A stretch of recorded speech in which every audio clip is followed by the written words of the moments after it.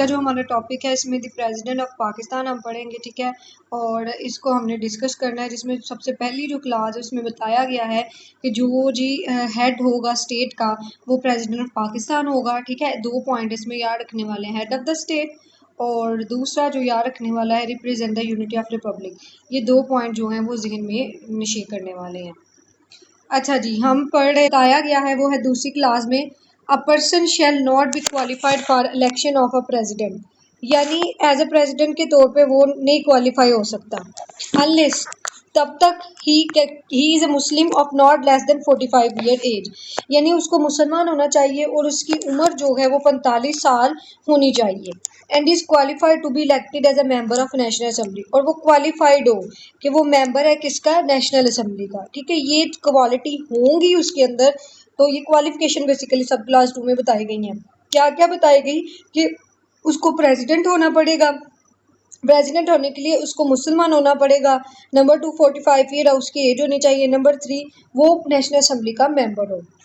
आगे आ जाती है सब क्लास 3, जिसमें बताया गया है the president shall be elected in accordance with the provision of second schedule by the member of N electoral college consisting of, किस किस पे मुश्तमिल होगा, कहते हैं कि जो प्रेसिडेंट है ना उसको इलेक्ट कैसे किया जाएगा, सेकंड शेड्यूल के मुताबिक, ठीक है। सेकंड शेड्यूल कौन सा, जो इस कॉन्स्टिट्यूशन का है, ठीक है। और मेंबर्स जो है इलेक्टोरल कॉलेज वो उसको चूज करेंगे। अब इलेक्टोरल कॉलेज जो है वो किस किस पे मुश्तमिल होता है, अब हमने वो चीज़ देखनी है। इलेक्टोरल कॉलेज जो है 2 मेंबर्स इसमें शामिल होते हैं। कौन कौन से मेंबर्स कहाँ कहाँ से आते हैं, the member of both houses, यानी दोनों हाउसेज के मेंबर आ जाएंगे। और उसके बाद जो मेंबर ऑफ प्रोविंशियल असेंबलीज, क्या हो गया कि 2 हाउसेज के मेंबर आ गए और प्रोविंशियल असेंबलीज के मेंबर मिलकर क्या करते हैं, इलेक्टोरल कॉलेज को बनाते हैं, ठीक है। फिर ये इलेक्टोरल कॉलेज जो है ये मिलकर जो है प्रेसिडेंट पाकिस्तान को इलेक्ट करते हैं। आगे चलते हैं सब क्लास 4 पे। Election of the office of president shall be held not earlier than 16th day and not later than 30 day before the expiration of the term of president in office। मतलब president को कितनी term होती है, 5 साल के लिए होती है। जैसे कहते हैं वो टर्म पूरी होती है तो उसके ना 30 दिन पहले, ठीक है, और 60 दिन पहले, और ना है 30 दिन के डेज के बाद, मतलब इसी दौरानिया के दरमियान जो है वो इलेक्शन कंडक्ट करवाए जाते हैं प्रेसिडेंट के, ताकि नया प्रेसिडेंट आए और वो होल्डिंग कर सके ऑफिस की। आगे इसकी प्रोवाइजो है, if the election can not be held with in the period of 4 said because the national assembly is dissolve. अब उसने बताया कि इलेक्शन नहीं हो पा रहे, क्यों नहीं हो पा रहे, कि नेशनल असेंबली जो है वो खत्म हो गई है। It shall be held with in 30 days of the general election of the assembly, फिर असेंबली के इलेक्शन होंगे और उसके जो है 30 दिन बाद किसके इलेक्शन हो जाएंगे, प्रेसिडेंट ऑफ पाकिस्तान। जो क्लास नंबर 5 है उसको डिस्कस करते हैं, जिसमें बताया गया है an election to fill a vacancy in the office of president shall be held not earlier than 30 days from the occurrence of vacancy। मतलब अगर वैकेंसी आ गई, ऑफिस खाली हो गया, तो उसके जो है 30 दिन मतलब पूरे होने से पहले पहले जो है वो क्या होगा कि नया इलेक्शन हो जाएगा।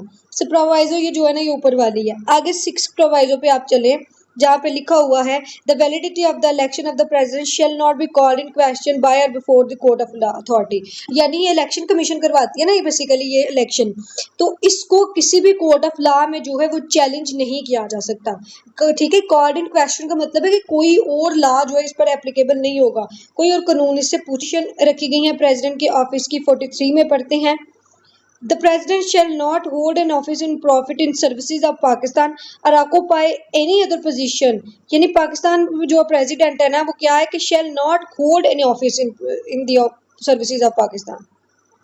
दूसरा है कि ऑक्यूपेंसी इन अदर पोजीशन, ठीक है, वो कोई मतलब और पोजीशन नहीं ज्वाइन करेगा, यानी नेशनल असेंबली का मेंबर नहीं होगा, कोई टीचर नहीं होगा, कोई मतलब इंस्पेक्टर नहीं होगा, ये नहीं होगा। और इसके अलावा वो क्या नहीं करेगा, remuneration of rendering of services, और अपनी सर्विसेज को परफॉर्म करके जो है वो कोई मुआवजा नहीं हासिल करेगा, ठीक है। एज ए प्रेसिडेंट के तौर पर तो सिर्फ वो प्रेसिडेंट का ओहदा ही संभालेगा, इसके अलावा वो किसी और मेंबर के तौर पर नहीं आ सकता।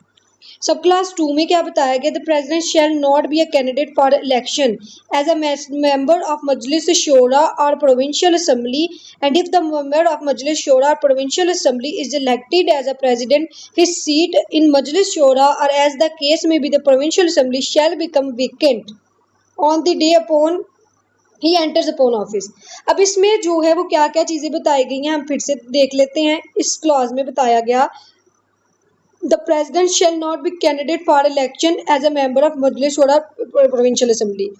यानी यहाँ पे बताया गया कि प्रेसिडेंट जो है वो फिर मेंबर नहीं रह सकता मजलिस शूरा और प्रोविंशियल असेंबली का, क्योंकि वो सिर्फ प्रेसिडेंट है, ये हमने पढ़ा है। और इसके बाद दूसरी जो शर्त रखी गई है वो क्या है, and if a member of Majlis Shura Provincial Assembly is elected as president, his seat in Majlis Shura Provincial Assembly shall become vacant on the day he enter upon his office। यानी फिर वो क्या होगा कि अगर तो वो मतलब एज ए मेंबर के तौर पे आ रहा है ना, इसमें मतलब जा रहा है, उसका इलेक्शन हो गया और वो प्रेसिडेंट इलेक्ट हो गया, तो फिर उसकी जो सीट है प्रोविंशियल असेंबली में या मजलिस शोरा में यानी पार्लियामेंट में, वो फिर खाली रहेगी। ठीक है, ये चीज है, मतलब एक ही ओहदा वो दो ओहदे वो एक टाइम नहीं परफॉर्म कर सकता, या तो प्रेसिडेंट ऑफ पाकिस्तान रहे या इन दोनों में से किसी एक का वो मेंबर रहे। टर्म कितनी होती है ऑफिस ऑफ प्रेसिडेंट की? टर्म जिस 44 में बताई गई है, ठीक है। टर्म कितनी है? Subject to the constitution the president shall hold for a term of 5 year from the day enter upon his office. ये चीज बस आपके याद रखने वाली है कि जब वो एंटर होगा अपने ऑफिस में, ठीक है, वहां से उसका जो है वो टर्म स्टार्ट हो जाती है। और वो कितनी देर की टर्म होती है? वो 5 साल की होती है टर्म। सेक्शन 45 जिसमें बताया गया president power to grant pardon, यानी ये क्या कर सकता है, किसी सजा को बढ़ा भी सकता है, कम भी कर सकता है, खत्म भी कर सकता है, ठीक है, मुअत्तल भी कर सकता है। यहाँ पे लिखे the president shall have power to grant pardon, यानी सजा को कम खत्म कर सकता है, रिप्राइव कर सकता है, रिस्पाइट होता है खत्म करना, रमिट करना, खत्म करना, सस्पेंड होता है मजीद उसको आगे ले जाना, ठीक है। और कम्यूट, कम्यूट होता है कमी कर देना, यानी 24 साल है तो उसको 10 साल में कन्वर्ट कर देना। Any sentence pass by court tribunal और अदर अथॉरिटी, यानी जो सेंटेंस पास की गई है किसी भी अथॉरिटी के तहत, उसको वो क्या कर सकता है, उस सजा को वो जो है कम भी कर सकता है, बढ़ा भी सकता है, खत्म भी कर सकता है, मुअत्तल भी कर सकता है, ठीक है। ये उसके पास मुकम्मल इख्तियार है उसको कि वो इसको माफ भी करे, ठीक है, या इसको कम भी करे या इसको खत्म भी करने का, ये पैराडोन वाला राइट उसको मिलता है। ये सिर्फ प्रेसिडेंट पाकिस्तान के पास होता है, ठीक है। जैसे सजाए मौत की फांसी की सजा होती है ना, तो वो अगर चेंज करवानी है तो वो प्रेसिडेंट को एप्लीकेशन लिख के दी जाती है, तो वो ही चेंज करते हैं, ठीक है। तो मतलब रिप्राइव मतलब मुखलत भी दे सकता है, ठीक है, ये चीज आती है। आगे है president to be kept informed, ठीक है। यहाँ पे बताया गया article 46 the prime minister shall keep the president informed all the matters of internal and foreign policies.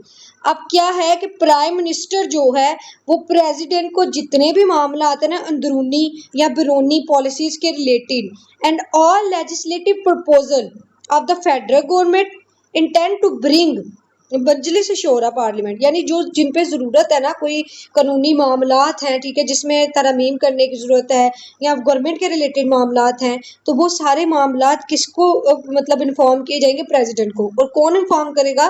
Prime minister करेगा, क्योंकि हमारे मुल्क में पार्लियामेंट्री फॉर्म ऑफ गवर्नमेंट है। हमारा जो आइन है वो किस तर्ज का बनाया गया है? पार्लियामेंट्री फॉर्म ऑफ गवर्नमेंट के मुताबिक। तो इसमें फिर प्राइम मिनिस्टर ताकतवर है, तो इस वजह से प्राइम मिनिस्टर ने हर मामलात का जो इंफॉर्मेशन है वो किसको देनी है? प्रेसिडेंट ऑफ पाकिस्तान को देनी है। फर्दर आ जाता है रिमूवल और इम्पीचमेंट ऑफ प्रेसिडेंट, यानी प्रेसिडेंट को जो है वो रिमूव भी किया जा सकता है, इम्पीच किया जा सकता है, ठीक है। वो किस कंडीशन पे होता है? उसको इस्तीफा देना पड़ सकता है, तो वो अब हम देखते हैं, या उसका ऑफिस खाली हो जाता है, तो वो ये सेक्शन उससे डील करता है, ठीक है। अब हम वो चीज़ यहाँ पे डिस्कस करेंगे। Notwithstanding anything contained in the Constitution, the President may, in accordance with the provision in this article, be removed from the office on the ground। कहते हैं कि यहाँ पे बताया गया कि इसके अलावा, इसके बरक्स मतलब कॉन्स्टिट्यूशन के अलावा अगर क्या है कि कोई भी प्रोविजन है, ठीक है, वो इस पर एप्लीकेबल नहीं होगी और प्रेसिडेंट को रिमूव कर दिया जाएगा। कैसे? अगर अगर क्या ग्राउंड उसमें आ जाए कि फिजिकल और मेंटली इनकैपेसिटी है, या इम्पीच और charge of violating the constitution of gross misconduct, यानी इम्पीच होता है इल्ज़ाम लगा है उस पर, इल्ज़ाम लगा है किसका, कि इसने आइन की जो शिक है उसकी खिलाफ वर्जी की है, कोई ग्रॉस मिसकंडक्ट किया है, तो ऐसा जो प्रेसिडेंट है उसको उसके ऑफिस से निकाल दिया जाता है।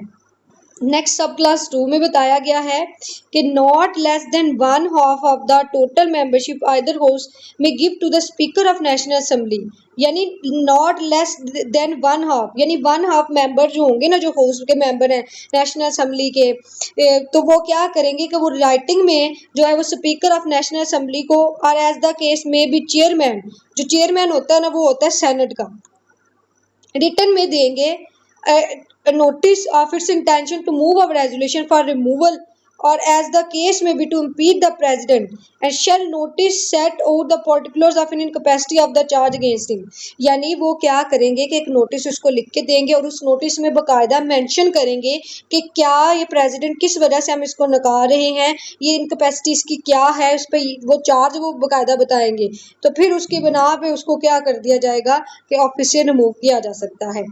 ठीक है, अब वो आगे बता रहा है नोटिस किसको लिख के दिया है, स्पीकर को या फिर चेयरमैन को, ये याद रखना है।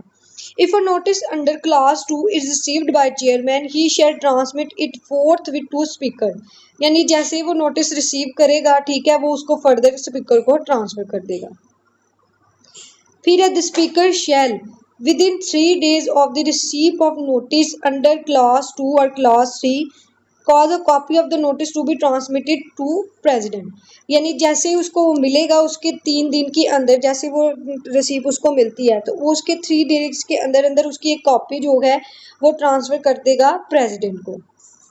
फिर the speaker shall summon the two houses to meet in joint sitting, speaker फिर जो है वो बुला सकता है दोनों हाउसेस को, नेशनल असेंबली और सेनेट को, ठीक है, उनकी जॉइंट सिटिंग होगी, नॉट अर्लियर देन 7 डे, मतलब 7 दिन पहले नहीं होंगे, जो मतलब नोटिस आया ना तो नोटिस के 7 दिन जो उसके आने के बाद वो काउंट नहीं होंगे, और not later than 40 day after receipt of the notice by him, या उसके जो 14 दिन है ना उससे पहले पहले उसने बुलाना है, मतलब 7 दिन गुजर गए और फिर जो आगे वाले दिन रह जाते हैं ना 14 दिन से पहले पहले उसने क्या करना है, दोनों हाउसेस का इजलास बनाना है, ठीक है, ताकि उस पर क्या किया जा सके। नेक्स्ट क्लास में पढ़ते हैं।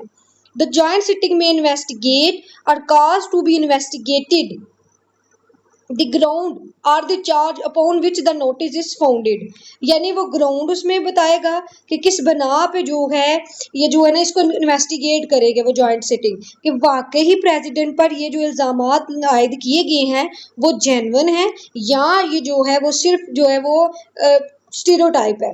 ठीक है, यहाँ पे ये देखा जाएगा। सब क्लास 7 में है the president shall have the right to appear and be representative during the investigation if and before the joint sitting, मतलब वो पहले भी या बाद में भी जो है वो क्या है कि उस इन्वेस्टिगेशन में शामिल हो सकता है। ठीक है, if after consideration of the result of investigation if any resolution is passed at the joint sitting by the vote of not less than 2/3 of the total membership of Majlis Shura Parliament declaring that the president is unfit to hold the office due to incapacity, क्या बताया कि अब जो consideration उन्होंने की उस investigation में ये साबित हो गया जॉइंट सिटिंग की 2/3 मेंबर ये कहते हैं कि जो प्रेसिडेंट है वो अनफिट है, वो ऑफिस नहीं संभाल सकता क्योंकि वो इनकैपेसिटी नहीं है उसकी कि वो इस ऑफिस को होल्ड कर सके, और या is guilty of violating the constitution और ग्रॉस मिसकंडक्ट, या उसने क्या किया है, उसने आइन के खिलाफ वर्जी की है या कोई ग्रॉस मिसकंडक्ट किया है। The president shall cease to hold office immediately on passing the resolution, जैसे वो रेजोल्यूशन पास होगा उसके बाद फिल फोर उसको क्या करना पड़ेगा, अपना ऑफिस छोड़ना पड़ेगा। ठीक है, ये चीज़ यहाँ पे बताई।